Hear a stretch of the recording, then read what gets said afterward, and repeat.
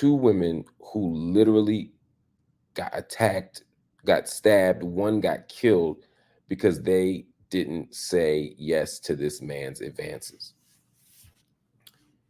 Now, there's a way that this story might seem extreme to y'all.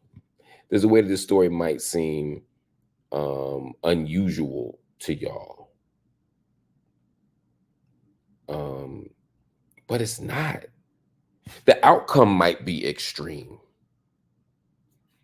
You get what I'm saying? The death part might be extreme.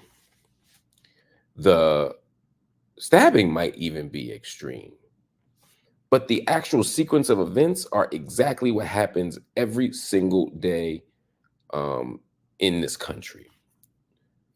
Women walk down the street and they get objectified. They become subjected to street harassment.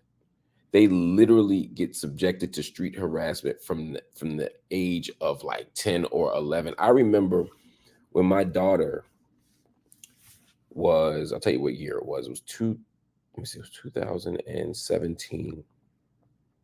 And my daughter was about 14 or 15. And she was asked to go to the store. And I remember saying, sure, you can go to the store. It's down the street. You can go walk. She was old enough to walk down the street to the store. We in the hood though, right? And she picks up a book bag and starts to go. And I say, because my child can be absent-minded, I said, why are you bringing your book bag to the store? Your book bag's here. Just leave your bag and just go to the store. Why are you carrying other stuff? That's just something for you to lose, something for you to drop, etc., whoop-de-whoop. And she said, Dad, I bring my book bag to the store because it makes me look younger. And I hope that when I bring my book bag to the store, that fewer dudes will try to talk to me. And I said, what kind of dudes are trying to talk to you? She said, dudes in cars.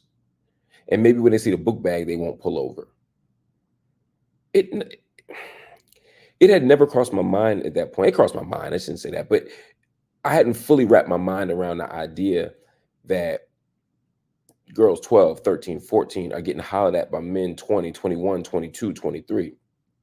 And sometimes they're not grown men. Sometimes they're men or boys their age. But even still, from the moment you are a girl in the world outside, you have to contend with this kind of stuff. You have to contend with men approaching you, men objectifying you, and not just saying hello, but literally aggressively pursuing you, sexualizing you, saying things to you, screaming things, demanding things from you.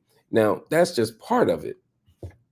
The other part of it is, what do you do when dude says no? I'm sorry, what do you do when the woman says no? Because that's the other part of this, right?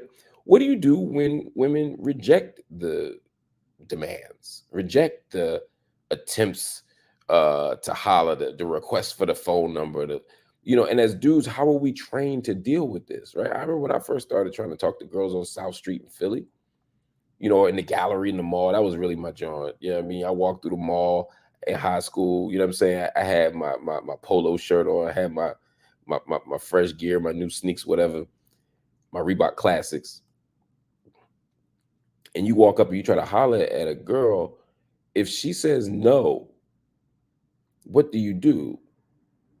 Because you're taught that so much of your identity and your manhood and your pride and your masculinity is bound up in approaching her, is bound up in hollering at her. So you walk up to her and you holler at her and you say this stuff, you whatever. And if she says no, what's the next thing you say? Well, what we did was, the girl say, I got a man. What you say? Well, we could just be friends, or, I don't need no friends or whatever. I got a man. Boom. I mean, I don't care about him. We got to say something slick. We got to say something to respond, because we can't just take no for an answer. So that reinforces a couple of things, right? One, the relative unsafety of women, right? Because it's not enough for a woman to say, I'm not interested. We have to keep pressing. No from a woman is not enough. So we have to push. We have to ask another question. We have to say something else. And then there's the other thing of it, is that their no is seen as an assault on our pride our identity, our sense of self, our masculinity, our manhood. So I can't be like, yo, shorty, can I get your number? Like we say in the 90s, shorty, can I get your number? All right, nah, all right, I'll holler at you later. So then what happens is it gets toxic. Now, it doesn't always get toxic. Girls told me no, it happened. I went about my way, right? I still was a little salty, but I kept going. But I can't tell you how many times around the way in my hood or down, wherever, right? Somebody else hood just going downtown, like to like again, like that, the public places, but definitely in the hood. Like if somebody say, can I get your number? Nah, I'm not interested. They get called the B word. Or you wasn't that cute, no way. So a minute ago, I'm trying to holler at you. Now I'm saying you're not even that cute.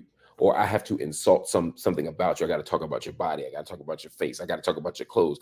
I got to say something about you after I just tried to holler at you because I need to recover some sense of pride in self. And the only way I can recover myself as a man is to dominate you, to have some kind of harm against you, to have some kind of mark against you. Now, I know this isn't, and Bullet the Bunny just said this happens everywhere. I agree. I don't think this is endemic to the hood. This is just masculinity everywhere. I'm just speaking about how it played out in my experiences in the hood. I don't doubt that it happens in lots of places because the male ego is fragile everywhere. And white male egos are just as, if not more fragile than black male egos.